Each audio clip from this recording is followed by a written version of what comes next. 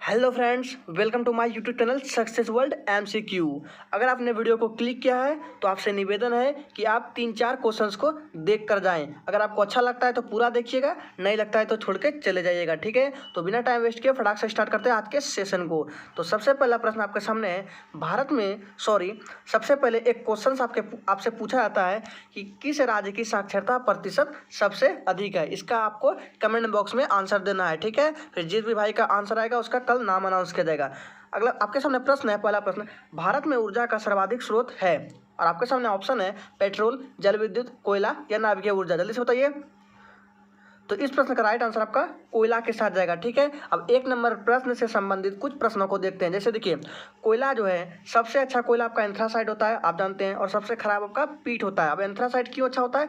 क्योंकि इसमें 90% से अधिक कार्बन होता है, और ठीक है, और जिस कोयले में कार्बन की मात्रा अधिक होगी उसमें धुआं कम निकलेगा और वो कोयला भी अच्छा होगा, ठीक है। तो एंथ्रासाइड आपका कोयला सबसे बेस्ट हो गया, और भारत में सबसे अधिक बिटुमिनस प्रकार का कोयला पाया जाता है, ठीक है। आगे बढ़ते हैं। आगे बढ़ने से पहले आपको वीडियो अच्छा लग रहा है तो वीडियो को लाइक करेंगे और चैनल को सब्सक्राइब करेंगे और सभी दोस्तों के साथ भी शेयर करेंगे। नेक्स्ट प्रश्न आपके सामने है, भारत के तट रेखा की लंबाई कितनी है? और आपके सामने ऑप्शन है 6500 किलोमीटर, 1500 किलोमीटर, 6100 किलोमीटर और 6590 किलोमीटर। जल्दी से बताइए।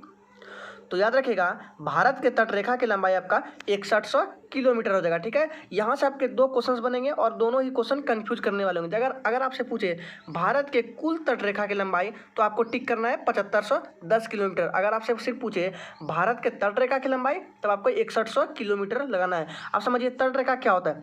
तट रेखा होता है कि भारत के जितने भी समुद्री किनारे वाले एरिया है वो आपका तट रेखा कहलाया, और कुल तट रेखा पूछे तो आपका जितना भारत हो गया वो पूरा आपका तट रेखा कहलाया। तो 7510 हो गया कुल तट रेखा, और 6100 हो गया आपका सिर्फ तट रेखा की लंबाई। और भारत में सबसे लंबी तट रेखा वाला राज्य पूछे तो याद रखिए आपका गुजरात है, ठीक है। उम्मीद करते हैं आपको ये वीडियो अच्छा लग रहा होगा, तो वीडियो को लाइक करेंगे और चैनल को सब्सक्राइब करेंगे, ठीक है। ये सारे के सारे क्वेश्चन काफ़ी इंपॉर्टेंट है, आप पिछले वाले क्वेश्चन को उठा के देख सकते हैं एग्जामों के, वो सारे रिपीटेड प्रश्न है और ये एग्जामों में पूछे जाएंगे, ठीक है। नेक्स्ट है, भारत की मुख्य भूमिका दक्षिणी नौक है, और आपका सामने 4 ऑप्शन दिया गया है। जल्दी से बताइए सोच के।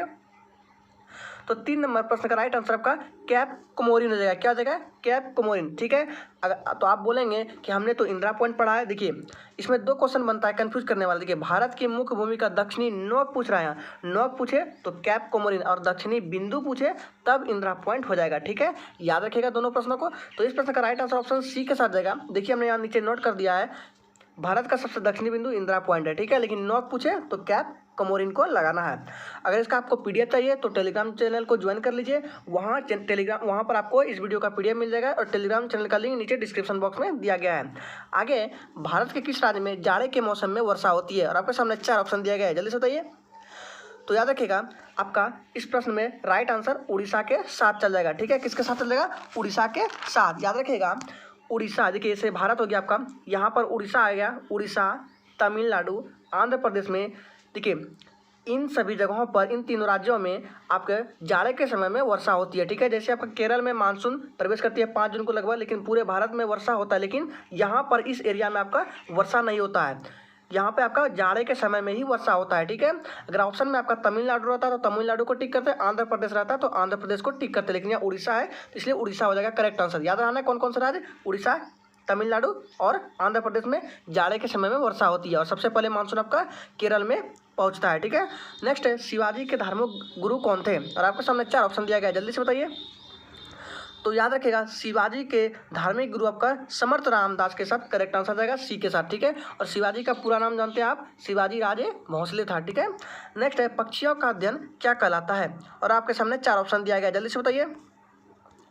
तो इस प्रश्न का राइट आंसर आपका सभी जानते हैं कि पक्षियों का अध्ययन आपका ऑर्निथोलॉजी कहलाता है। कौन सा? ऑर्निथोलॉजी, ठीक है। और नीचे देखिए, पैथोलॉजी में आपका रोग का अध्ययन होता है, और वायरोलॉजी में आपका विषाणु का अध्ययन होता है। किसमें? पैथोलॉजी में रोग का अध्ययन, और वायरोलॉजी में आपका विषाणु का अध्ययन। याद रखिएगा इन प्रश्नों को, ये सारे के सारे काफ़ी इंपॉर्टेंट प्रश्न हैं।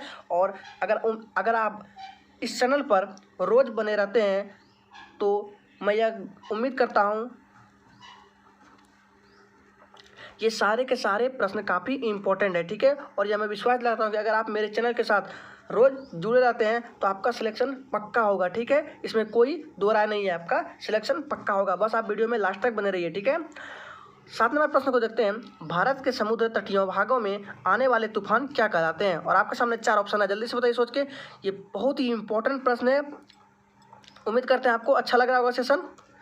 तो बताइए इस प्रश्न का राइट आंसर आपका क्या हो जाएगा? भारत के समुद्र तटीय भाग में आने वाले तूफान क्या कहलाते हैं? तो वो आपका चक्रवात कहलाता है, ठीक है। अब देखिए चक्रवात को कई देशों में विभिन्न नामों से जाना जाता है, जैसे कि चीन में चक्रवात को टाइफून कहा जाता है, याद रखिएगा। अमेरिका में चक्रवात को टार्नेडो कहा जाता है। और समुद्र की लहरों का उठना आपका ज्वार कहलाता है, और समुद्र की लहरों का नीचे गिरना आपका भाटा कहलाता है। तो 7 नंबर प्रश्न का राइट आंसर होगा आपका चक्रवात, ठीक है। लेकिन चक्रवात को बता दिया ना, चीन में आपको टाइफून और अमेरिका में टार्नेडो के नाम से जाना जाता है। यहाँ हमने सब पॉइंट को नोट कर दिया। इसका PDF आपको टेलीग्राम पर मिलेगा, और टेलीग्राम चैनल का लिंक नीचे डिस्क्रिप्शन बॉक्स में है।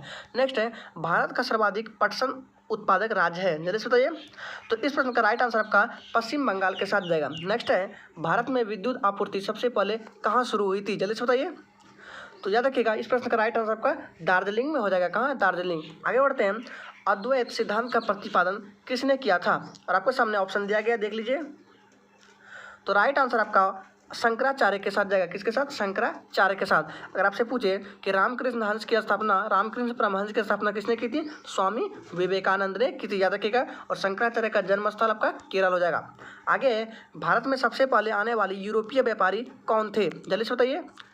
सबसे पहले जो था यूरोपीय व्यापारी आपका, वो आपका पुर्तगाली था। कौन? वास्को डी गामा आया था सबसे पहले भारत, पुर्तगाली था, ठीक है। और कब आया था? 1498 ईस्वी में, ठीक है। आगे, इनमें से कौन प्राकृतिक आपदा है? जल्दी से बताइए। ओजोन परत की क्षति, हरित गृह प्रभाव, बाढ़ या सभी?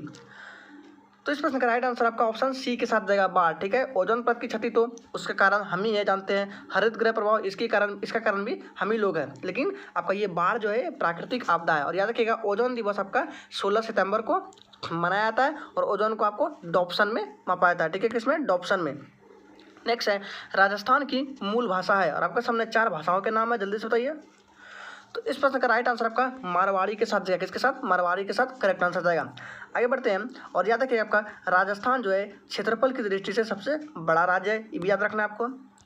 नेक्स्ट है, भारतीय मुद्रा के लिए प्रतीक चिन्ह कब चुना गया था? मतलब बोल रहा है भारतीय मुद्रा के लिए, जैसे ये रुपया है, ऐसा चीज आता है, ये कब चुना गया? पहले आपका नहीं आता था, लेकिन अब नोटों में देखिएगा आपका ये वाला सिंबल आता है। तो पूछ रहा है आपका कब से ये चुना गया था? तो इस प्रश्न का राइट आंसर आपका कहीं ना कहीं 2010 के साथ जाएगा। किसके साथ जाएगा? 2010 के साथ, ठीक है। और 2010 15 जुलाई 2010 को, और किसने चुना था? तो उसका नाम है आपका डॉक्टर उदय कुमार, याद रखिएगा। डॉक्टर उदय कुमार नाम है, जो कि मुंबई का था। उसी ने ही ये वाला सिंबल दिया है रुपया का, ठीक है। और यह चिन्ह जो है देवनागरी लिपि में लिखा गया है। आगे, संचार उपग्रह किस वायुमंडल स्तर में स्थित रहते हैं? जल्दी बताइए। मतलब जितने भी हमारे घर में टीवी चलते हैं, वो जो उपग्रह लगे रहते हैं, किस वायुमंडल में रहते हैं? जल्दी बताइए। तो याद रखिएगा इस प्रश्न का राइट आंसर आपका आयन मंडल में हो जाएगा। कौन सा? आयन मंडल। आप जानते हैं कि पहला आपका क्षोभ मंडल होता है, दूसरा समता, फिर मध्य मंडल, फिर आयन, ऐसे ही रहता है। तो याद रखिएगा इस प्रश्न का राइट आंसर आपका आयन मंडल के साथ जाएगा। नेक्स्ट है, भारत के किस उच्च न्यायालय में न्यायाधीशों की संख्या सबसे अधिक है? जल्दी से बताइए। ये सारे के सारे काफ़ी इंपॉर्टेंट प्रश्न है, इन सारे को आप जैसे भी हो याद कर लीजिएगा। तो इस प्रश्न का राइट आंसर आपका इलाहाबाद उच्च न्यायालय के साथ जाएगा, ठीक है। आगे बढ़ते हैं, सामान्य वायुधब पाया जाता है रेगिस्तान पर, पर्वत पर या सागर तल पर? जल्दी से बताइए।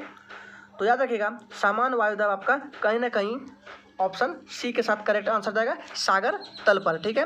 और वायुदाब मापने की इकाई आपका बैरोमीटर हो जाएगा, ठीक है।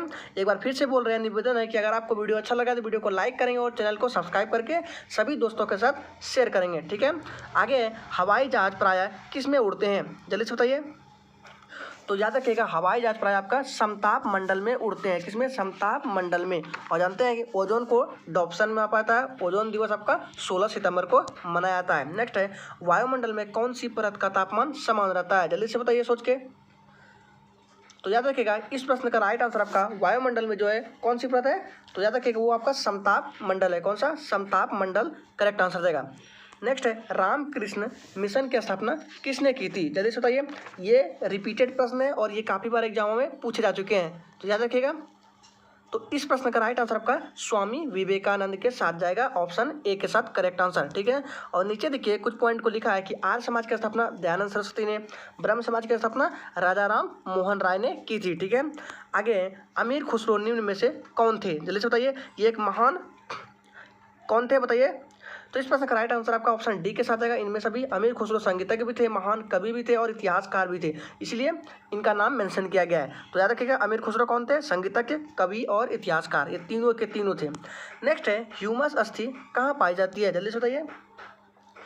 तो मानव शरीर में ह्यूमस अस्थि आपका कहाँ पाता है? ऊपरी भुजा में। कहाँ? ऊपरी भुजा में। और मानव शरीर की सबसे बड़ी हड्डी कौन सी होती है? वो आपका फीमर, जो कि जांग के अंदर होती है। और कान में कौन सी हड्डी होती है? स्टेपीज। और जबड़े में पूछे तो मैंडिबल हड्डी होती है जबड़े में, और कान में स्टेपीज, याद रखिएगा।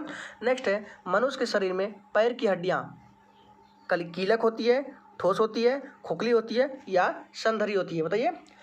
तो इस प्रश्न का राइट आंसर ऑप्शन डी के साथ जाएगा। ठीक है, आगे बढ़ते हैं। रक्त समूह के आविष्कार कौन थे? ब्लड ग्रुप के आविष्कारक कौन थे? जल्दी बताइए। तो याद रखिएगा ब्लड ग्रुप के आविष्कारक आपका लैंड स्टीनर हो जाएगा। कौन? Land Steiner. और रक्त का पीएच मान पूछे तो 7 हो जाएगा। आगे है लास्ट प्रश्न आपके सेशन का है, संविधान की 11वीं अनुसूची में निम्न में से क्या सम्मिलित है? जल्दी से बताइए।